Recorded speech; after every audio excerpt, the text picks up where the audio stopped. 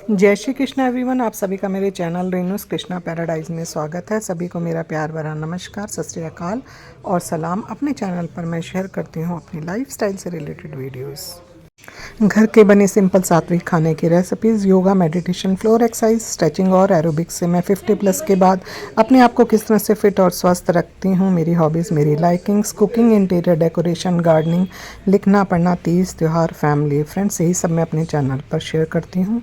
आज मैं आप लोगों के साथ शेयर कर रही हूँ आज का अपना एक दिन।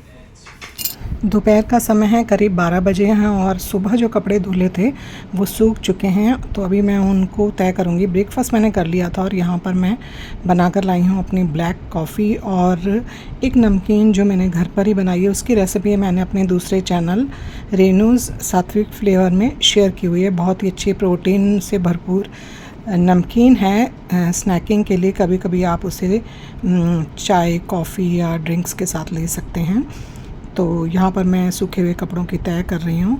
मुझे कुकिंग करना, घर को सजाना, गार्डनिंग करना, ये सब बहुत ज़्यादा अच्छा लगता है। पूरी लाइफ बच्चों की जिम्मेवारियाँ रहते रहते हम यही सब काम अपने करते आए हैं, लेकिन जो हमारे खुद की ऐसे चीज़ें होती हैं जिनको करके हमें खुशी मिलती है, उनको ना हम दबा देते हैं क्योंकि समय ही नहीं मिलता। जो ज़रूरी चीज़ें होती हैं वही करना होता है, बच्चों को संभालना, घर का खाना, घर को संभालना। लेकिन जो आपके शौक़ होते हैं, जैसे कि मेरा शौक़ है इंटीरियर डेकोरेशन, कुकिंग, गार्डनिंग, लिखना मुझे बहुत ज़्यादा अच्छा लगता है और पढ़ना, ये सब चीज़ें मुझे बहुत अच्छी लगती है। और समय के हिसाब से अपने आप को, अपनी पर्सनालिटी को, अपने व्यक्तित्व को निखारना। तो मुझे ये सब समझ आया कि इस उम्र में आने के बाद ना, मुझे ये बात समझ आई कि घर हो या बाहर, इस उम्र में आने के बाद लोग आपको ना ये समझने लगते हैं कि इन्होंने तो अपनी ज़िंदगी पूरी कर ली है, लेकिन अब ही हमें अपने बारे में सोचना चाहिए। तो मैंने तो ये शुरू कर दिया है। लोग मेरे बारे में क्या सोचते हैं, कैसा सोचते हैं, इन चीज़ों की परवाह करना छोड़ देना होता है। आप खुद में जब आप ये परवाह करनी छोड़ देंगे ना, तो आप अपने खुद के अंदर एक ऐसा फैलाव पाएंगे कि वो नज़रें, वो जजमेंट, वो सोच जो आपको खुलकर जीने से रोकती हैं, वो आपके सामने से हट जाएंगे। लोगों की परवाह करना छोड़ना बहुत ही मुश्किल काम होता है और ना ही जहन से ये बात जा पाती है कि लोग हमारे बारे में क्या सोचते हैं। पर जब हम धीरे धीरे उन चीज़ों को छोड़ने लगेंगे तो हमें अच्छा लगेगा। यहाँ पर ये पालक, बहुत ही फ्रेश पालक आया था, तो ये मैंने साफ़ करके काट लिया है। पालक पनीर बनाऊँगी मैं। आ गई हूँ मैं किचन में क्योंकि मुझे लंच की करनी है तैयारी। तो मैं बनाऊँगी पालक पनीर और उड़द चने की दाल, जो हमारे यहाँ काफ़ी पसंद की जाती है। यूपी स्टाइल की बनाने जा रही हूँ, बिना प्याज लहसुन के। तो यहाँ पर मैंने निकाल ली है पेंट्री में से चने और उड़द की दाल। एक छोटी कटोरी में चने की दाल लूँगी और एक छोटी कटोरी में उड़द छिलके वाली उड़द की दाल लेनी है और दोनों बराबर क्वांटिटी में लेनी है। बहुत टेस्टी बनती है, बिना प्याज लहसुन के हम इसको बनाते हैं। हमारे घर में ये काफ़ी ज़्यादा पसंद की जाती है। वीक में 2 बार तो ये हम लोग आसानी से बना लेते हैं। बहुत ही टेस्टी बनती है। तो यहाँ पर मैंने 2 यानी कि 1 बड़ी कटोरी दाल टोटल ये हो जाती है। हमारी फैमिली के हिसाब से छोटी छोटी सी कटोरी मैंने हाफ़ कटोरी चने की दाल ली है और हाफ़ कटोरी समझ लीजिए उड़द की दाल ली है, यानी कि 1 कटोरी हो गई। और उसको अब मैं बहुत ही अच्छी तरह से धो लूँगी और धोने के बाद फिर मैं इसको कुकर में विसल लगा दूँगी। कम से कम इसको आप 3 से 4 विसल एक बार में लगा दीजिए। तो यहाँ पर मैं इसमें डाल रही हूँ 1 चम्मच हल्दी पाउडर और स्वाद के हिसाब से डाल दूँगी मैं इसमें नमक, और लिड लगा करके मैं इसमें 3 से 4 विसल लगा के फिर इसको छोड़ दूँगी आधे घंटे के लिए।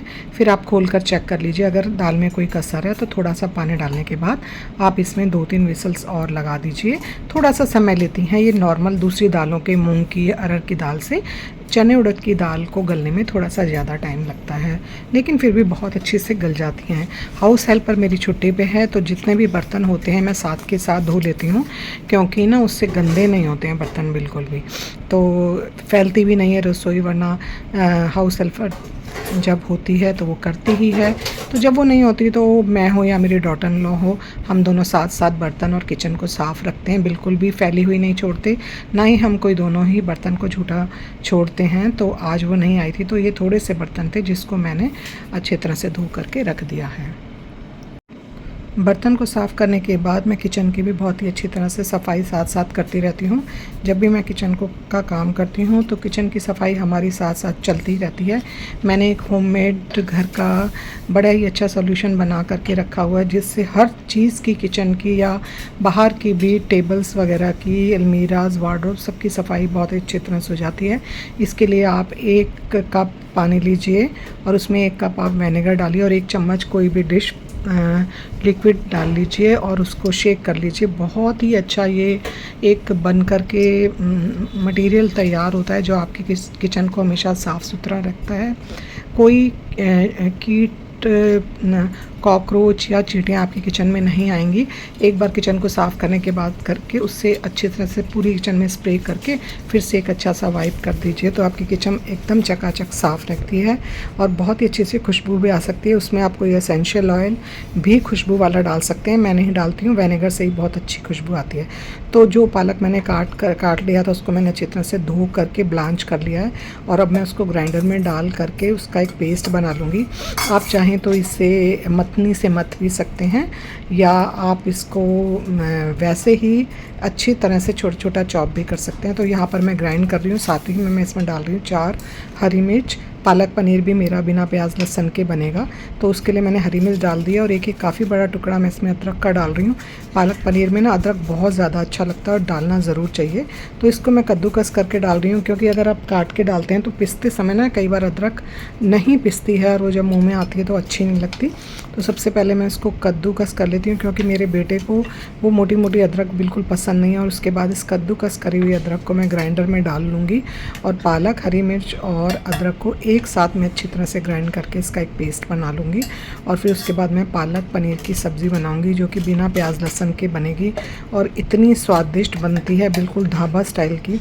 आप इसको तंदूरी रोटी, पराठा, रोटी, राइस किसी के साथ भी इंजॉय कर सकते हैं, बहुत ही बढ़िया बनती है। ये देखिए मेरा पेस्ट बन गया था और इसको मैंने निकाल लिया अब एक बोल में। जो इसमें थोड़ा सा लगा रह जाएगा, थोड़ा सा पानी डालकर वो भी मैं रेंज करके इसमें डाल दूँगी और इसके बाद मैं इसकी तैयारी करूँगी। बहुत बहुत बढ़िया ये पालक पनीर की सब्ज़ी बनती है। आप देख सकते हैं कि ये कितनी अच्छी तरह से इसका पेस्ट बन गया। ये है मेरे पास आधा किलो के करीब पनीर, ये मदर डेयरी का पनीर है। तो ये फ्रिज में रखा हुआ था तो थोड़ा सा ये फ्रिज में जैसे रखते हैं ना, हार्ड हो गया, मैं निकालना भूल गई थी, तो थोड़ी देर पहले आप इसको निकाल लीजिए। चलो कोई बात नहीं, फिर भी मैंने इसको निकाल लिया और इसका ये रैपर निकालने के बाद आधा किलो तो मैं नहीं लूँगी, क्योंकि हमारे घर में हम सिर्फ 4 लोग हैं, आधा किलो ज़्यादा हो जाता है। तो इसका थोड़ा सा करीब 300 ग्राम के करीब मैं ये पनीर लूँगी। बाकी 200 ग्राम पनीर कल सैंडविच बन जाएंगे, उसमें काम आ जाता है। मॉर्निंग में ब्रेकफास्ट में पनीर सैंडविच या कुछ भी आप पनीर का बना सकते हैं, पनीर का चीला बना सकते हैं, तो उसमें ये काम आ जाएगा। तो यहाँ पर मैं करीब 300 ग्राम के पनीर ले लूँगी पालक पनीर के लिए और फिर मैं इसके छोटे छोटे से क्यूब्स काट लूँगी। बहुत बड़े बड़े क्यूब्स मैं इसमें नहीं काट रही, मैं छोटे छोटे क्यूब्स कर रही हूँ। बड़े क्यूब्स ना शाही पनीर में अच्छे लगते हैं, लेकिन पालक पनीर में छोटे छोटे से ही क्यूब्स पनीर के अच्छे लगते हैं। तो यहाँ पर मैंने पनीर के बहुत ही छोटे छोटे से क्यूब्स कर लिए हैं और फिर मैंने ली है एक कढ़ाई में डाला है मैंने बटर और देसी घी। देसी घी भी मैं इसमें अच्छा लगता है और बटर भी। बटर का फ्लेवर पालक पनीर में बहुत अच्छा लगता है, ज़रूर डालिएगा। उसके बाद डाला था जीरा, धनिया, हल्दी और लाल मिर्च, बेसिक मसाले डाले हैं। थोड़ा सा भुनने के बाद इसके बाद मैंने डाल दिया इसमें हींग, 1/4 स्पून मैंने हींग डाला है।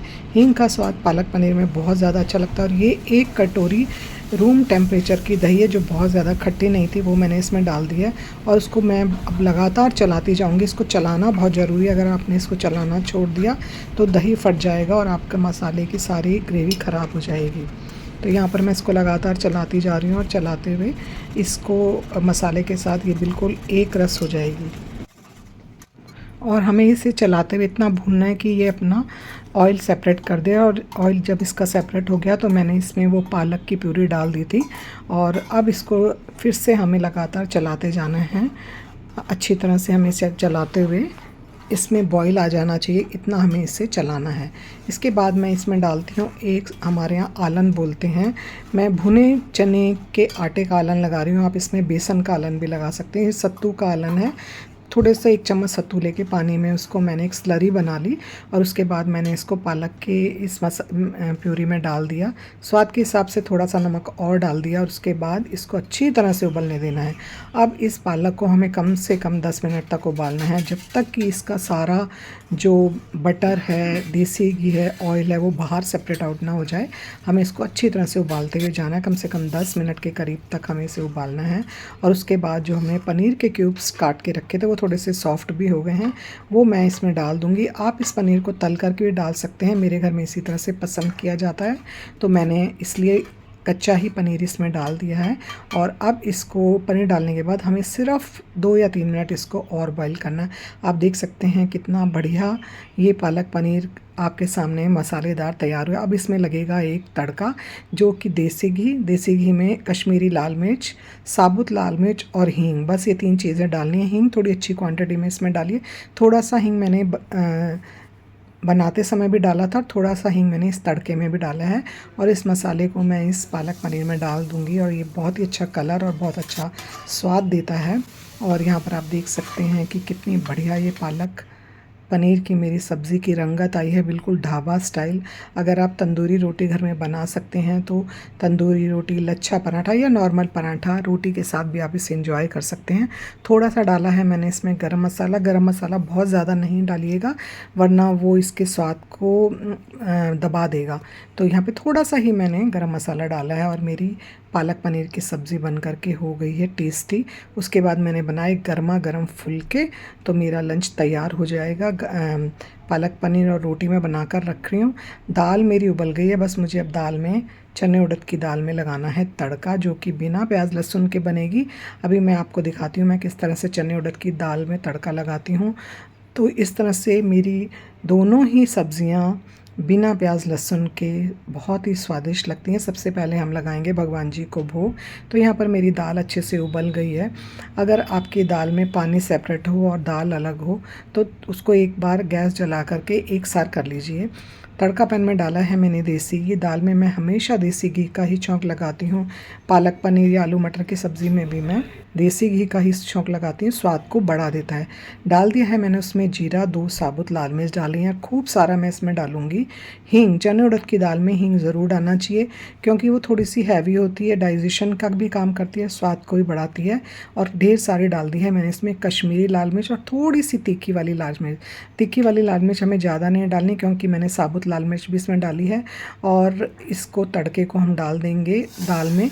और इसमें मैंने डाला है 1 चम्मच भर के गरम मसाला। चने उड़द की दाल में गरम मसाला ज़्यादा क्वांटिटी में डालिए, बिल्कुल ढाबा स्टाइल आपकी दाल बनेगी। ढेर सारा हींग डालिए और देसी घी में आप इसे छौंकिए, ये इतनी स्वादिष्ट दाल बनती है। पालक पनीर मेरा बन चुका है, गर्मा गर्म मेरी रोटियां बन चुकी हैं और दाल में मेरी बन चुकी है, तो मेरा हो गया है लंच तैयार। और अब लंच करने के बाद मुझे जाना है अपनी फ्रेंड के घर। मैं 60+ हूँ। किसी पार्टी फंक्शन या फ्रेंड के घर जाने के लिए मैं खुद को किस तरह से स्टाइल करती हूँ कि मैं देखने में भी अच्छी लगूँ और एलिगेंट भी लगूँ, साथ ही साथ मुझे कंफर्टेबल भी फील हो। तो यहाँ पर मैंने पहना है ये मल कॉटन का सूट, जो कि बहुत ज़्यादा कंफर्टेबल है। ये कॉट सूट है और प्योर कॉटन है। और साथ ही में मैंने इसके पहने हैं बहुत ही कंफर्टेबल शूज़। और ये बैग लिया है। बैग बहुत ज़्यादा ना बड़ा है ना छोटा है, इसमें मेरी ज़रूरत की सारी चीज़ें आ गई। गर्मी बहुत है तो मेरी इसमें पानी की बोतल भी आ गई है। साथ में ज्वेलरी के नाम पर मैंने सिर्फ कानों में डाले हैं ऑक्सीडाइज इयररिंग्स, गले में मैंने कुछ नहीं डाला। 50+ के बाद हमें बहुत ज़्यादा हैवी ज्वेलरी नहीं पहननी चाहिए। अगर हमने कानों में हैवी डाले हैं तो हमें गले या हाथों में कुछ भी नहीं पहनना चाहिए, आप बहुत एलिगेंट लगेंगे। और अगर आपने गले में थोड़ा सा हैवी पहना है तो कानों में छोटे छोटे डालिए। मैंने उबर बुक करा ली, उबर की कर रही हूँ मैं अपनी वेट। और जब आप कहीं जाएं फंक्शन वगैरह में, गर्मियों में जैसे आजकल बहुत ज़्यादा गर्मी है, तो थोड़े से लूज़ और कंफर्टेबल कपड़े पहनिए, बहुत ही कंफर्टेबल आप शूज़ पहनिए। और साथ ही सभी की इस एज में आई साइड वीक हो जाती है, बहुत ही अच्छी क्वालिटी का आप चश्मा लगाइए, चश्मा लीजिए। और पानी की बोतल बस आप ऐसा लीजिए कि उसमें आपकी ज़रूरत की सारी चीज़ें आ जाएँ, लेकिन बहुत बड़ा या बहुत छोटा ना हो। तो मैं रेडी हूँ और कर रही हूँ अपनी उबर की वेट।